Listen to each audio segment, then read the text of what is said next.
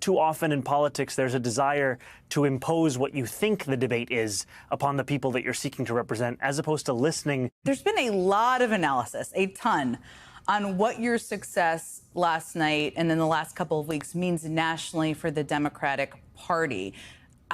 Unquestionably, it means something about how people campaign. But what do you think it means? I think it is part of a larger referendum on where our party goes. And I think one of the hopes that we had from the very beginning of this campaign was to move our political instinct from lecturing to listening.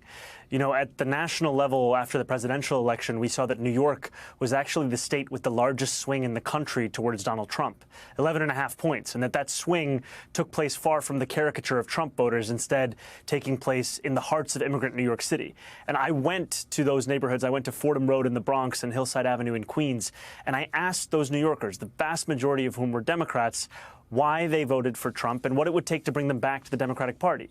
And again, what I heard from them was cost of living, was an inability to afford the very things they recalled being able to purchase 4 years ago.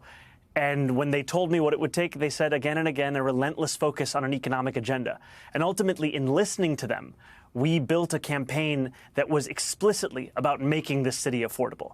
And I think too often in politics, there's a desire to impose what you think the debate is upon the people that you're seeking to represent, as opposed to listening to the very issues that are making it difficult for them to keep calling the city that they love the city that they live in. Ultimately, this is a campaign about inequality.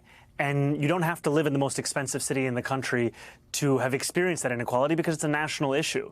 And what Americans coast to coast are looking for are people who will fight for them, not just believe in the things that resonate with their lives, but actually fight and deliver on those very things. And part of how we got to this point was through the endorsements of Congresswoman Alexandria Ocasio-Cortez and Senator Bernie Sanders, who've been leading this fight against oligarchy across the country.